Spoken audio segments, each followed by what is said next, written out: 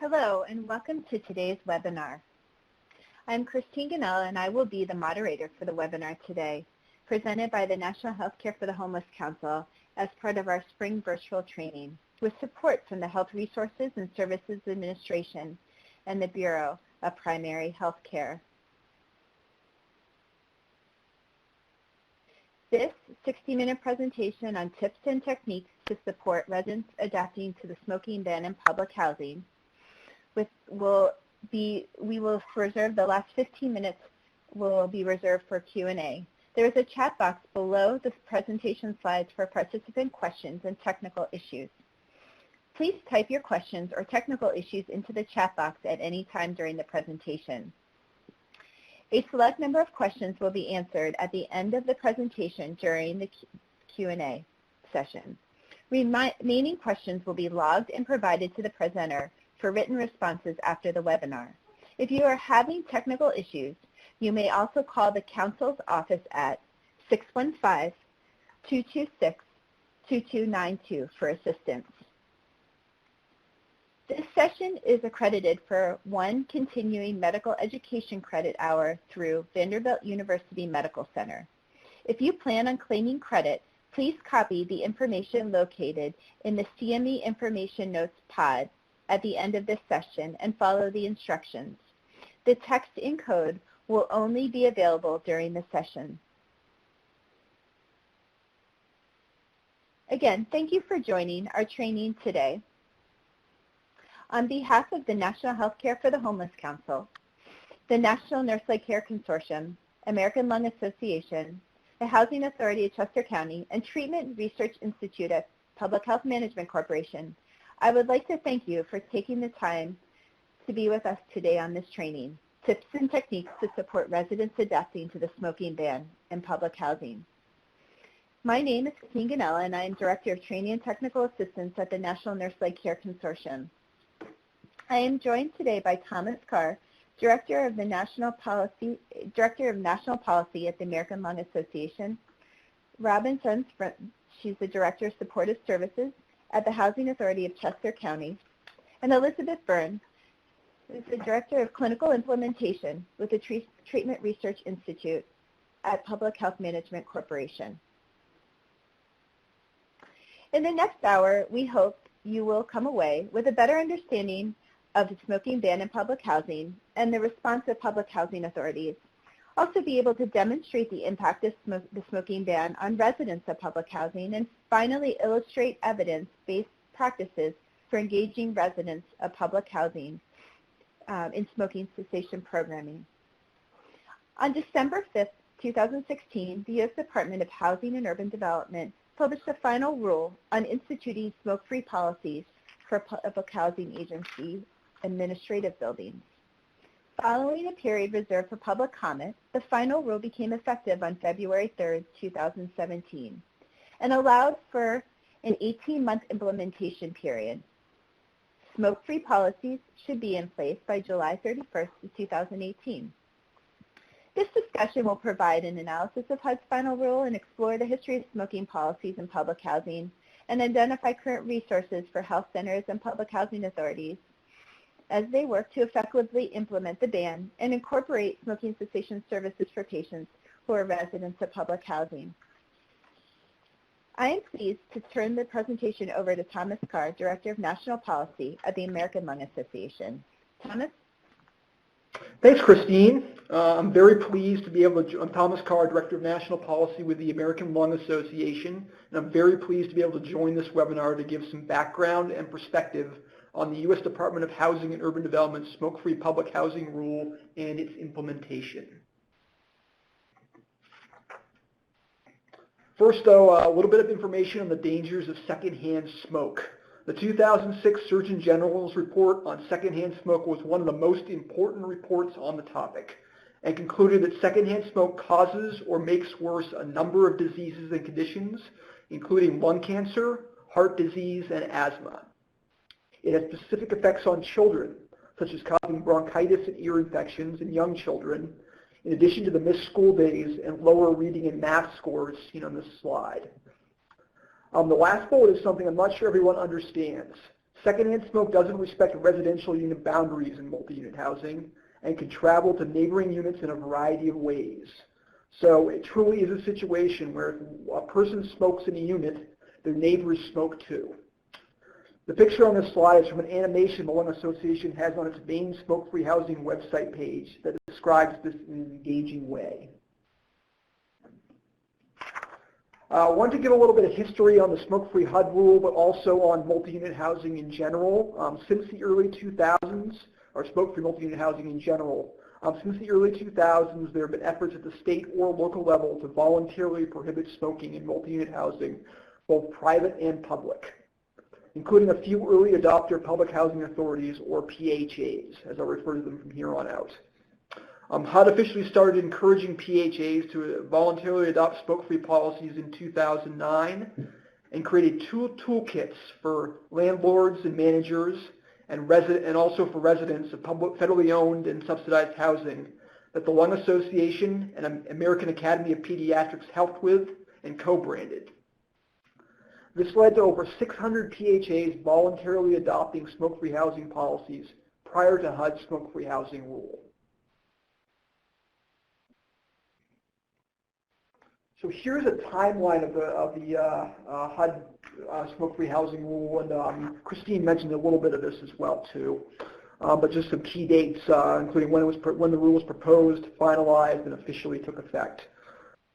The only change between the proposed rule and the final rule was the addition of hookah or water pipe use to the list of products that can't be smoked indoors. The last date, July 31st, 2018, is still yet to come, when all PHAs are supposed to have a smoke-free policy in place.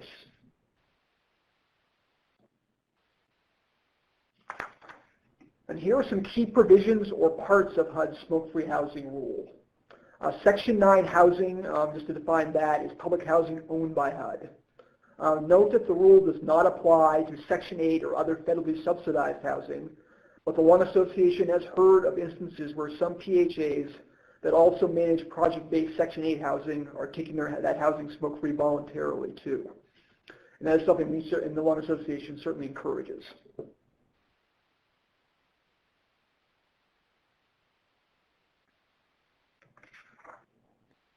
So as noted on the previous slide, e-cigarettes are not included in HUD's smoke-free housing rule. However, PHAs are allowed to include e-cigarettes in their smoke-free policies. The Lung Association strongly encourages adding e-cigarettes because the U.S. Surgeon General has found that e-cigarette aerosol is not safe when compared to clean air, and there's a fire risk from e-cigarette explosions often caused by the batteries in them.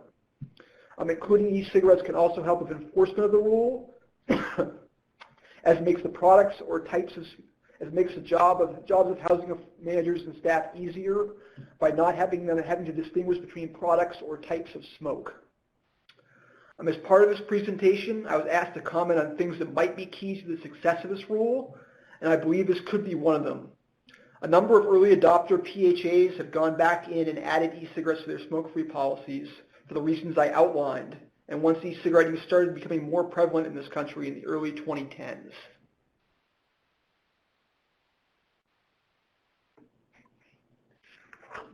So a few tips to keep in mind as HUD rule implementation proceeds. The first point about PHAs having lots on their plates is important. The smoke-free housing rule is not close to the only thing that PHAs are dealing with. It is likely not the most important thing in many cases. People in the public housing health community need to understand that, be patient, and keep offering PHAs implementation and or smoking cessation support. The last point is another key to the success of this rule. Involving and empowering residents in aspects of how the rule is implemented and enforced is a best practice. This could include figuring out where a smoking area outside the 25-foot perimeter should be located, where signage should be placed, how violations can be reported, and other things as well too. Doing this creates important buy-in to the smoke-free policy from residents, in addition to listening to their concerns about the policy.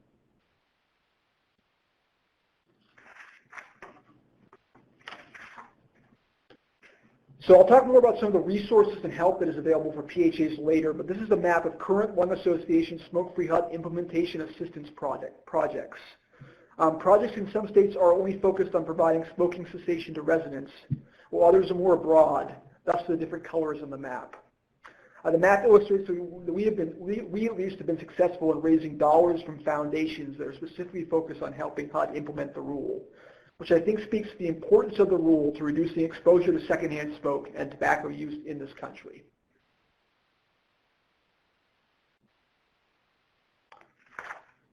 So this is a really important point to keep in mind. The implementation of HUD's smoke-free housing rule will cause smokers to make attempts to quit smoking. But the main goal is reduced exposure to secondhand smoke. And I'll talk a little bit more about this in a minute. So building on the last slide, the Lung Association often says smoke-free policies are about smoking, not smokers.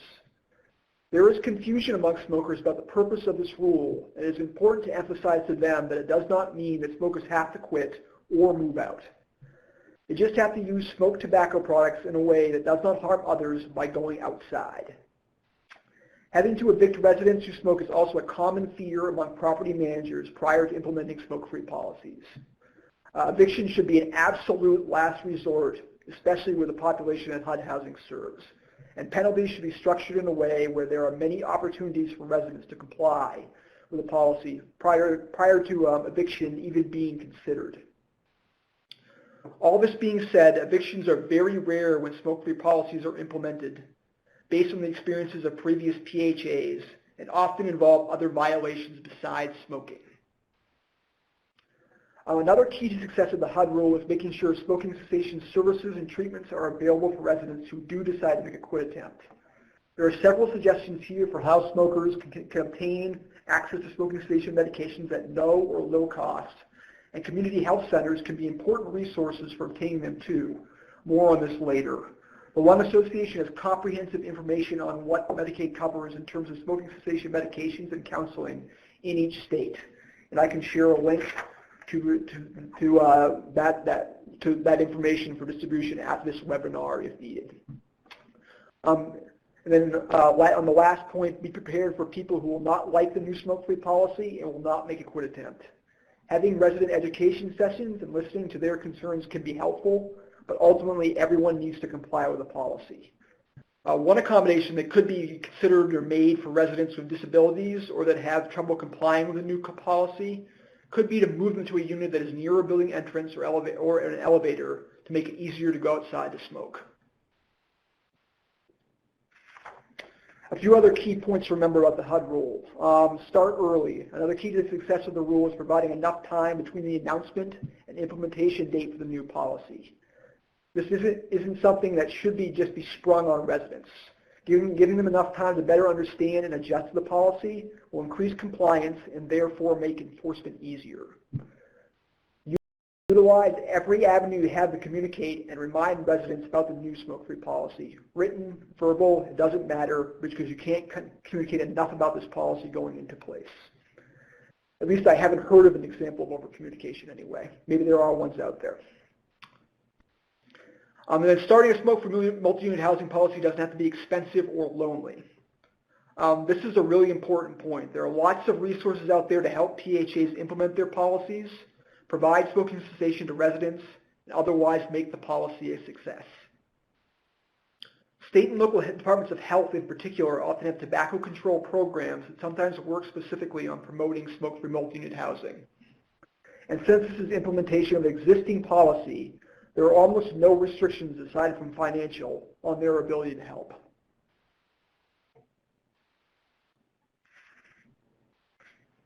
So a little bit about community health centers. Many would argue that community health centers are often the front lines when it comes to public health challenges in this country, and HUD's smoke-free housing rule is no different. A large number of community health centers directly serve the public housing community and can be important partners in implementation of the HUD rule, especially providing smoking cessation and access to medications to do that. The Lung Association has worked with the National Center for Health in Public Housing at the national level and hopes to work with individual community health centers as part of our state implementation and smoking cessation projects as well too.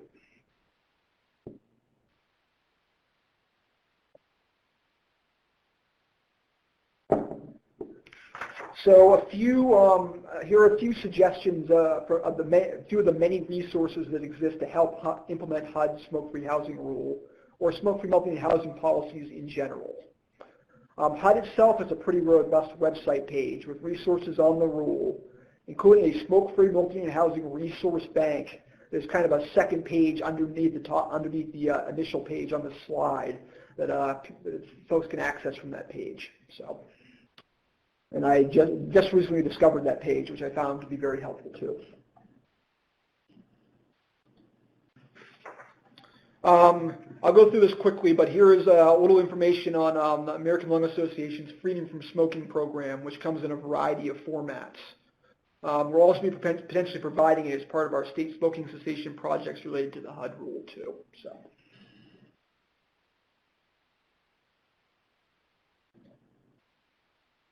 And then just quickly on, here's how you can access American Lung Association resources related to smoking-free housing, smoking cessation, or to contact us as well too, just in general.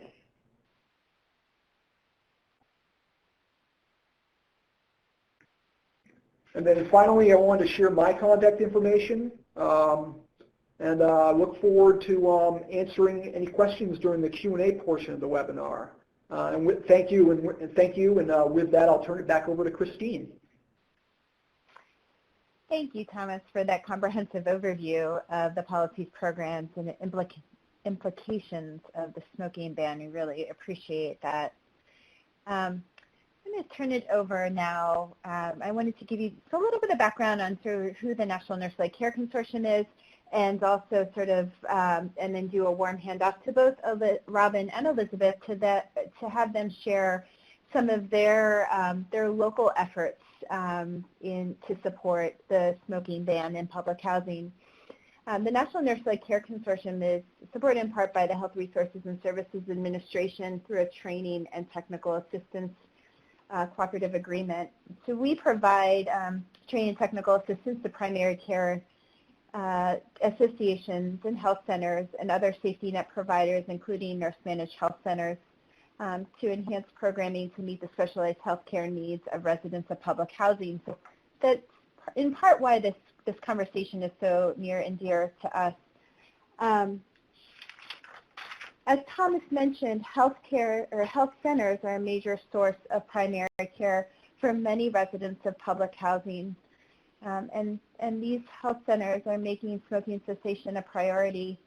In 2016, over 300 health centers reported being located in or accessible to public housing, and reported serving approximately 2.7 million patients. This is a slide that's sort of a depiction of where the synergy between health centers and housing authorities can exist. Health centers provide a viable partner in the transition to smoke-free public housing, and HUD is mobilizing public health and private partnerships to support public housing authorities and health centers to promote smoking cessation services and programming. I'd like to turn the presentation over to Robin Sense from the Housing Authority of Chester County to share with us their journey to smoke-free housing for their residents. Robin? Thank you. So we, as a housing authority, decided to do tobacco-free, which is just, I guess, a step above smoke-free. So we don't allow the e-cigarettes, as he was saying, or the chewing tobacco, anything with tobacco in it. And we made that effective in August of 2013. So here this slide goes over the steps for when we implemented. Of course, the first important step was meeting with management personnel. We needed to have everybody on board. Once word got out about this change, residents were going to be stopping in to talk to the property managers, anybody that they see, maybe to get more information. So we needed everybody to be fully aware of our intentions. And then we surveyed the residents, and the results were overwhelmingly in favor of going tobacco-free, which was definitely very encouraging. Then establishing a time frame. So we began in April of 2013. We took 5 months to go through all of the steps. We had a comment period for residents after the survey, and then fully implemented it in August, as I said. Of course, the next step before the implementation would be to gain the board's approval, and that's our internal policy. And then educating the residents on the benefit of being smoke-free. So we had the local hospitals to each development come in and do the smoking cessation classes. We gave out the quit line. We gave out free patches.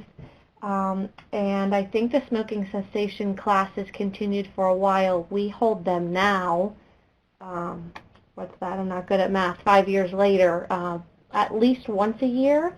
There are definitely still residents who smoke, but we have seen the numbers decrease. And then adopting the new policies for the leases. So in the beginning, and you don't just rewrite a lease. So we did an addendum for the tobacco-free, and then moving forward, it's in all of the leases. And then promoting and enforcing, we have signs all over. All of our grounds, even our administrative buildings, are tobacco-free. And that's even including our sidewalks. So on a nice day when you drive by one of our developments, you might see people smoking literally on the curb.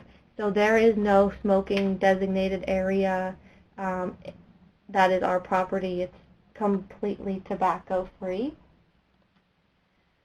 And the benefits of that, so as you heard some of the statistics about smoking and everything, and even the third-hand smoke, there is, of course, the employees and then the tenants. So we frequently still will get phone calls from tenants who are saying that there's smoke coming through their vents.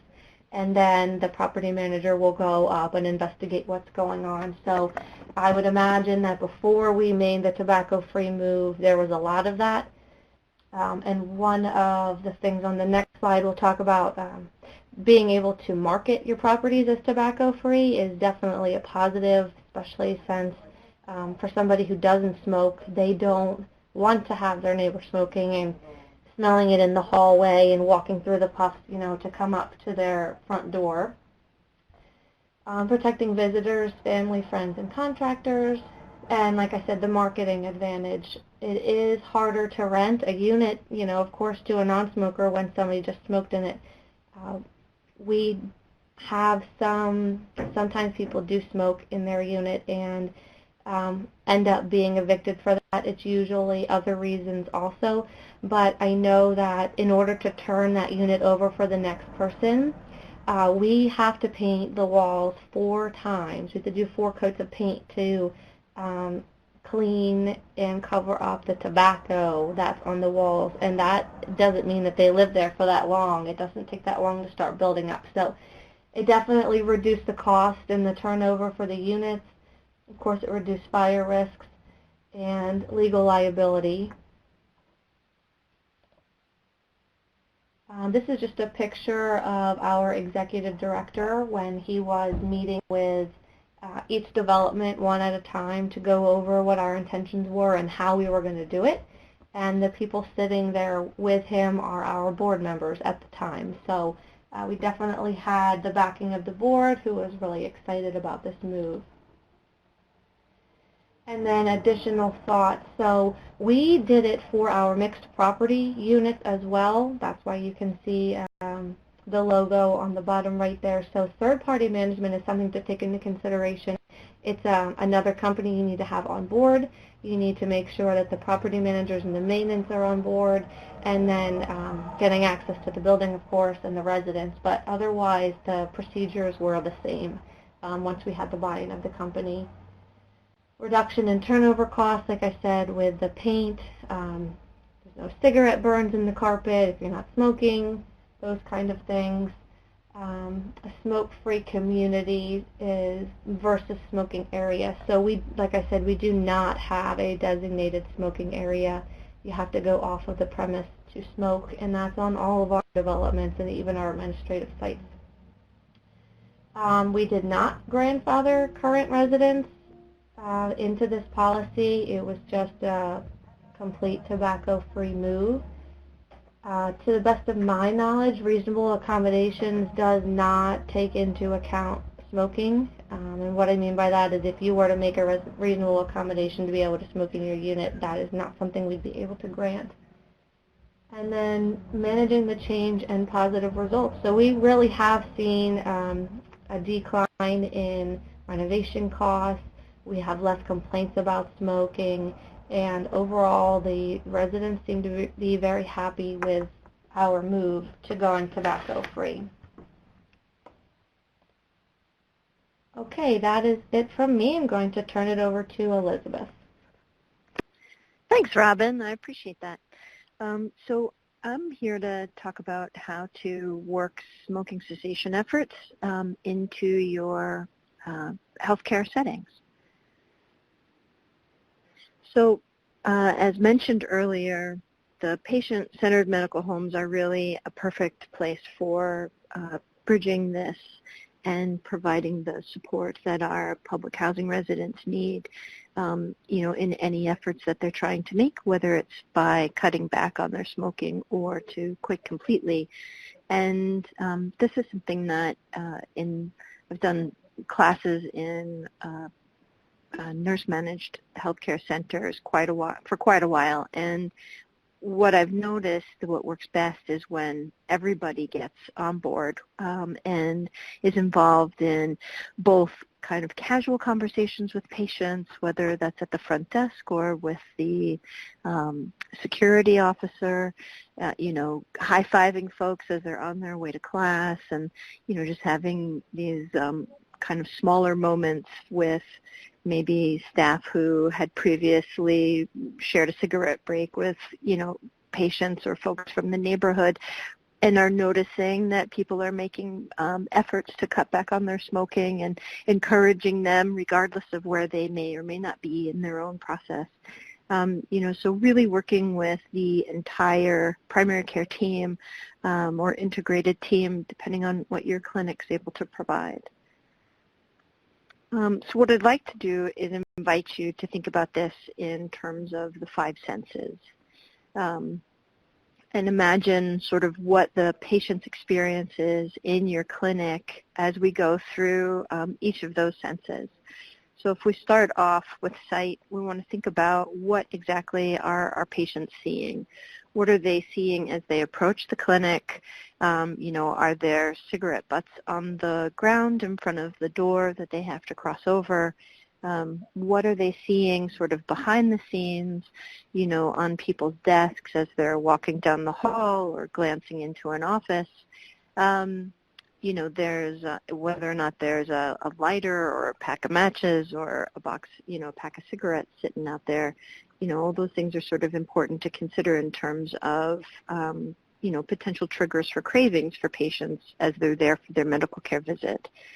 Some of the other things to think about on the positive side is what types of messaging do you have in your center, in the treatment rooms, in the waiting rooms? Are there pamphlets on the little tables in the waiting areas for patients if they're interested in exploring, just even something from the quit line or from the CDC tips, project that they've pulled together. But if you try to work your way through your clinic and imagine it through the eyes of someone who's trying to cut back on their smoking or who has recently quit, it can be really helpful to see where you may increase the quality of service for them.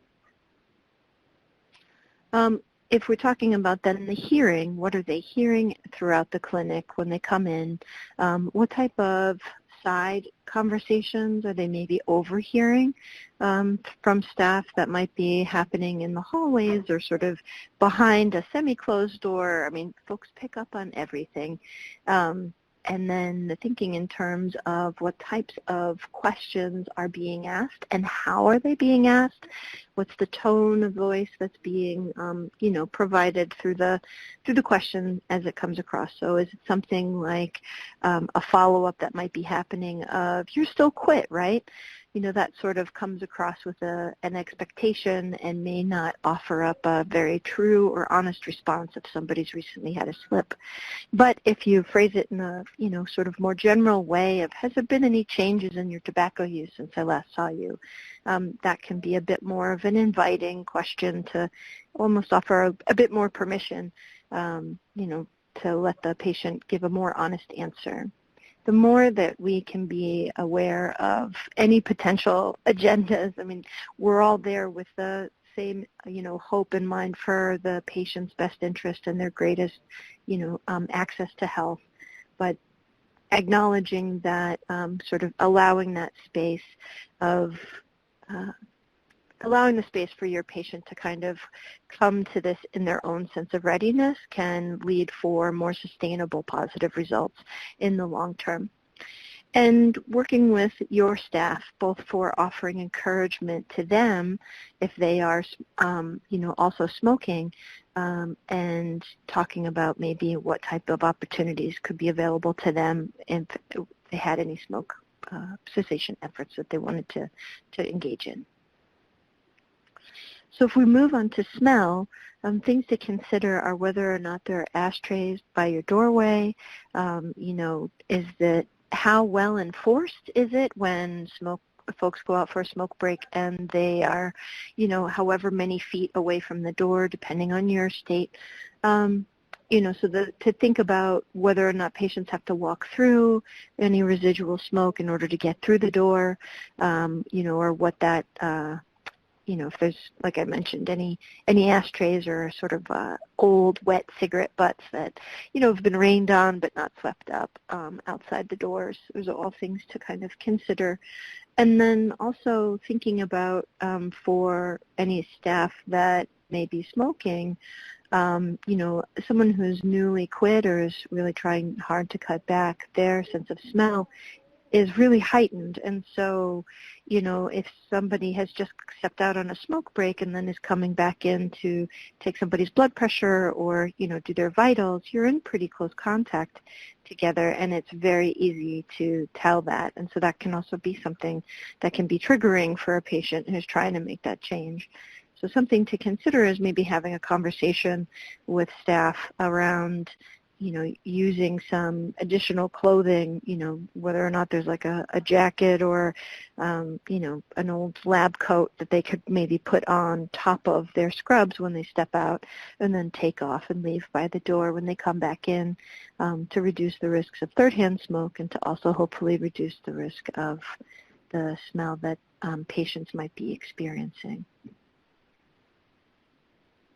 And if we think about touch, most folks who have worked with folks who have tried to quit smoking know that when you no longer have a cigarette in your hand on a regular basis, your hands feel pretty empty, and there's often just a need to fiddle with, different things. And so this can be an opportunity, depending on your clinic's space and resources, as to whether or not you can maybe route anybody that's trying to quit smoking into any type of other group. Whether it's knitting or any types of arts and crafts, or, some centers will have ambassadors that are patient volunteers who might want to even just chip in with cleaning up around the grounds or, kind of helping take care of their center in any kind of certain way. Things like a walking group. And you don't necessarily need to have additional staffing for these types of endeavors.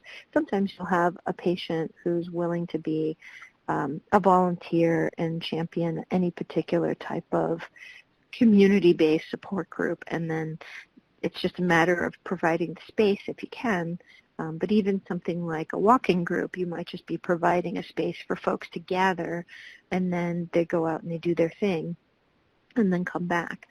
so anything that you can think of, some centers are a bit more resourced and might be able to offer cooking classes, or you can also look at ways to tailor and partner up smoking cessation efforts with maybe an existing diabetes group, or taking a look at what you already have in place and seeing how you can also sort of tack in additional support services to folks who are trying to cut back on their smoking. And then last we have taste, which we all know when folks quit smoking, a lot of times, you give it a little while and their sense of taste comes back really with a gusto. And so you combine that with also the hand-to-mouth behavior that no longer has a cigarette, and folks are often looking to, they're snacking on quite a lot. So making a point of having some additional, whether it's as simple as signage in and around your clinic, or whether it's working with a registered dietitian maybe who's in the community and can come and run some classes, or additional conversation points, or even if you have again volunteers in the community to come and have conversations around different types of cooking strategies, or various healthy eating choices. Even something like a recipe club, it can be sort of as simple and basic as you'd like, and it can be as complicated as you can manage. But really addressing taste is a huge component, because a lot of folks who do cut back or quit often then find that if they are replacing their cigarettes with food or candy or other kinds of snacks, then they do struggle quite a bit with weight gain, and so trying to help them manage that up front can really set folks up for a much more sustainable success in the long run. So another thing that's just, again, this is not rocket science, but and yet we often get so swept up in the day-to-day, competing agendas that it's hard to make sure that we're always doing this. But collaboration is so key, in terms of having collaboration across all of your staff, making sure that everybody in the clinic is feeling like they have a part in the efforts that you're making to try and help and support your patient base as they're trying to cut back on smoking and quit, and thinking about the little small details, making time in all staff meetings for folks to be able to bring up things that they're noticing, ideas that they might have. You often have staff with multiple talents that go well beyond what they actually are required to do at work. So, you might have an expert knitter on staff already who would love to run a little group on their lunch break, or after hours or something like that. So there's a whole host of different opportunities that you can open yourself up to. Also, when you go broader into the community, again, there's often a lot of folks that are looking for volunteer opportunities, and they just need to know where to go.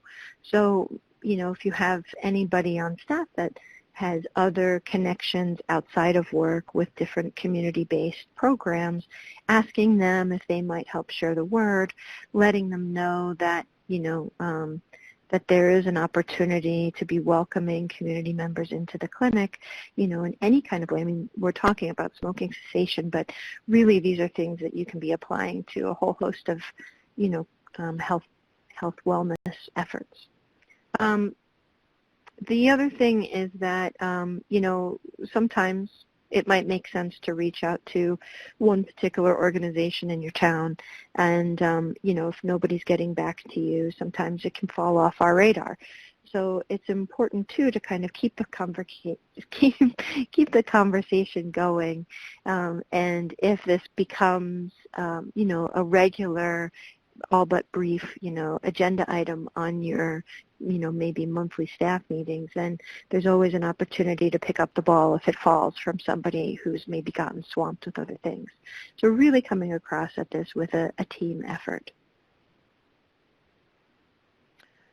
In regards to health centers and PHA working together, in the, and Christine's slide mentioned a few of these, but in terms of the strengths, it's a direct access to residents. So when we're able to work together and partner, there's a lot of ways that we can then get out healthcare initiatives, get the word out. And then if you are working out of a teeny tiny center, which some folks are, there might be space for folks to be able to gather and get together to have any type of, larger based programming. And then in terms of challenges, there are quite a bit of layers to sort of peel back and work your way through in terms of figuring out who is the right person to talk to try to really get things in motion. There's also, some feedback we've received is the lack of privacy for patients. Some patients are not interested in having their neighbors know what their smoking habits look like. And so, being a part of a group, while it might sound very convenient to be able to just go downstairs to a meeting room, for some patients, that's the last thing that they want to do because they don't want their neighbors up in their business, which is also fair. And then in terms of competing agendas, that is an issue that we all face. There's always so much good work to be done, and it is really difficult to let everything have the same amount of airtime and attention. So how do we do this sustainably? Working it into a primary care visit. Some providers do this, at specific time points throughout a year when they see their patients, or some folks target specific patients depending on their chronic health conditions. But if you're working with somebody who is smoking, even just that brief check-in of, has there been any changes in your tobacco use since I last saw you? Even someone who's in a pre-contemplative stage will likely be open to that question, and it'll take you, that's less than 3 minutes. If you have a BHC, if you're working with a behavioral health consultant, really utilizing them and making that handoff can be a fantastic way to make this a sustainable effort. While running cessation groups is fantastic, that's not always what we're able to do. So if you have a BHC, that might be a bit more of a population-based, sustainable effort that you can make. If you are able to run groups, and you have interns, that's a great use for them. It's a fantastic opportunity for them in terms of their education, and it's an awesome way to be able to integrate them into your clinic more fully and have them provide services that you may not have the staffing to be able to do. And there are plenty of open access curriculums available on the internet that are free to use. And the CDC Tips campaign has a ton. That page has so much information and resources. It's almost overwhelming. It's so fantastic. There's basically something for everybody. And also, not to overlook your local health department.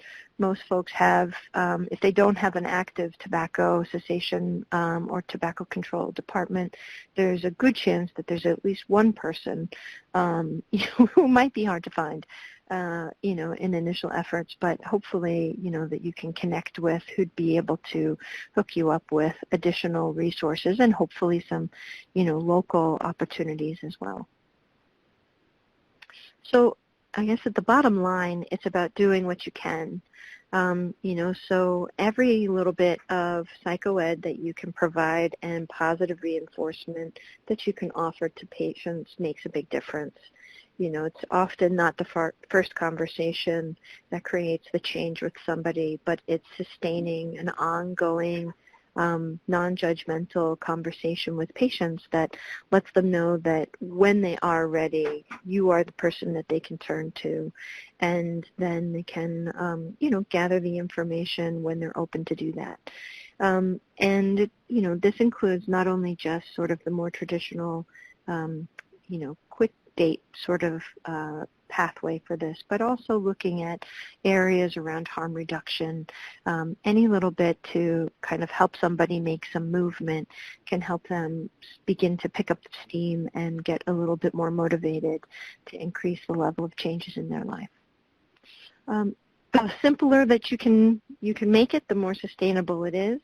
And I'd really like to challenge you to try to pick something to do within the month of March. Or at the very beginning, if you pick something very small and very manageable, then you can make it happen. And once that's done, just like the changes that we're trying to encourage our patients to do, the same approach works for us as well. If you're taking a look around your clinic and you can see areas of improvement, then choosing one small thing to do to work that in and try to make that happen for yourselves this month. So CDC tips, I mentioned that before. This is just some information about that particular project. There are loops that you could use in your waiting areas. If you have like a television that does that, there's plenty of print ads that you can do. There's lots of free materials, and they have things, resources in both Spanish and English. So there's my contact information, so I'd be happy to answer any questions, and thank you for your time. I'll hand it back over to Christine. Thank you, Elizabeth. And thank you to all of our presenters today. It was such a fantastic overview from, sort of the higher level policy to programs to, the way that the Chester had, implemented this ban, and then to really hearing from Elizabeth on some tools and some techniques to reaching out to residents. And so I really thank all the presenters for such an informative, for their informative presentations. We have a couple minutes before the end of the webinar, and I would like to invite everyone to get into the Q&A chat box and to post some questions for our excellent panelists. I have a couple questions if nobody's nobody has any questions right now, but I really encourage you. We have an amazing group of panelists today, and please take advantage of their wealth of knowledge. And here, I actually have a question for Thomas while we're waiting for more participants to post some questions. Thomas, I wonder if you could tell us a little bit how health centers can engage the American Lung Association with their smoking cessation efforts? So I think one, if folks remember back to my presentation, there was a map of some of our smoke-free housing HUD implementation and cessation projects. The blue and green states in particular, I think those are the right colors, those are ones where we are doing smoking cessation efforts as part of that. So, and that's one where you can reach out, where community health centers can reach out to us, or we might even be reaching out to them at some point too. We're still getting at least one of those projects off the ground, so that's so that'll be in the next few months, we hope. In general, we have I think I had a slide about our Freedom from Smoking program. Certainly, and one of the things we do with that is train the trainer. And I think that's going to be a useful thing in a number of states where people in community health centers could be trained in the program and use that and do that as an option too, with perhaps for some patients. So that's the availability of training the trainer is a little bit spottier in some places than others. So I don't want to overpromise on that, but that's another thing we could do too. So, would you suggest having health centers contact their local American Lung Association branch? Yeah, they could they could certainly do that, or I mean, feel free to contact me, and I can direct to the right people too. So. Great. Great, Thomas. Thank you. And I just for one point of clarification, Robin is representing Chester County and not Chester, so I did just wanted to make that clarification for everyone on the call. Thomas, we had a question come in, and I think you're probably best poised to answer this. There was a question about whether there is any policy or program going on for banning smoking in movies. I'm sorry, let me read it. Is there any policy or program going on for ban in movies to show smoking? So there is probably the best thing I can say there. There are efforts going on that would restrict smoking to R-rated movies, and also which Southern Illinois Association supports, and also one other thing maybe prohibiting subsidies at the state level too to movies that smoke that include instances of smoking. I'll refer you to I believe the University of California, San Francisco has a project on this, and they are really the head leaders on this. So my suggestion would be, I do not have the contact information available, but by Googling University of California, San Francisco, and smoke-free movies and see what comes up. Great, thank you for that. There was also a question from Cheryl. So she lives in Denver, and she was wondering about marijuana for medical use and where that fits into the smoking ban. Do you want me to take that too? Yeah, I think you're probably best poised to answer that as well. Yeah, so marijuana is illegal under federal law, so that applies to any HUD housing subsidized or owned. So you can't use. I do not believe you're allowed to use medical or recreational marijuana in HUD housing. Okay, thank you, Thomas.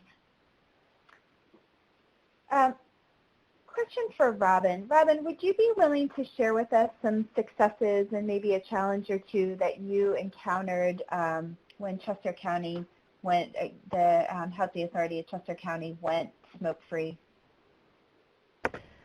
I can do my best. I wasn't actually here, but so the successes really started from the beginning with the surveys. I guess it was kind of anticipated that having any major change like that would have a lot of kickback, but there really wasn't. And I guess maybe that just showed us that we didn't have as many smokers as we thought. Kickback, we still have those residents who are determined to smoke in their unit, and then when the property manager comes in, deny it, and there's an ashtray right there, So there is an issue with noncompliance to that, which I believe our lease doesn't have any lenience for, and it can be automatic termination of the lease. That is not how we usually handle it. We usually try and give warnings. We're not trying to kick people out for something like that. But it is an issue with people trying to hide it, and of course, especially when it's cold out, to have to leave the property to go smoke. But overall, it's definitely been worth it. The atmosphere is more positive when you walk into the buildings. It almost changes the curb appeal as well of the building, to not have people standing right outside the door smoking. Great. Thank you so much, Robin. We have about 5 minutes left, so I encourage anybody who has maybe one last question to pose it. And if I don't see any questions, I'm actually going to pose this last question to Elizabeth, and then we will close out our webinar. Elizabeth, you did a phenomenal job of sort of highlighting, the different sensory experience related to smoking and smoking cessation. And I'm wondering if you were going to, and I think you highlighted this a little bit at the end of the presentation, but if I was a health center and I was looking at jump-starting smoking cessation at my health center and knowing that I'm sort of balancing a number of different priorities, is there sort of one sort of best practice, or what would be like the first thing that I would do when I'm really starting to think about and vet how I would go about launching smoking cessation programming at my health center. Sure. So just thinking about it on the most like basic sustainable level, doesn't take additional staff, doesn't take additional space or resources. I would say it's consistently opening the conversation, again, because there are often so many competing agendas in terms of the information that we need to be gathering from our patients. Making a point to check in and see, what is it looking like for them now, and affirming any and all efforts that they're making around making any type of change at all. So even if somebody has shared that they're interested in cutting back, and then the next time they come in, there's, maybe they're in for bronchitis now, or or some other similar sort of upper respiratory situation. A lot of times patients, even if the provider is not trying, a lot of times patients will feel judged and are uncomfortable being completely truthful. And I think it can go a really long way if our approach is much more of, gosh, I know you're trying so hard. I'm sorry to hear you have this upper respiratory thing. I know that's really got to be uncomfortable. How can I further support you? Because a lot of times there'll be attempts at humor, or, I know last time we were talking about quitting, and well, how's that going? And like things that can on the surface sound nice are often experienced as judgment. And, smokers just they experience that in so many ways from so many angles on a daily basis that we want to be really careful in our language and our tone to not have that trickle in to their healthcare home. So just staying in the conversation and, making that a regular gentle check-in would be my go-to thing. Excellent. Thank you, Elizabeth. And thank you to everyone again for your presentation today. Elizabeth, thank you for helping to frame your talk through our patients' eyes. And I think that was something that really resonated with me. Thank you for joining today's webinar. To all of our attendees, thank you for taking the time out of your schedule. A link of the archived webinar will be available on the National Healthcare for the Homeless website, www.nhchc.org, at the conclusion of our spring virtual training. Please copy and follow the instructions to claim your CME credit for this session. The text and code will only be available now, and credit must be claimed within 24 hours. A survey will be delivered to you via email. We appreciate your time today, and the webinar is now closed.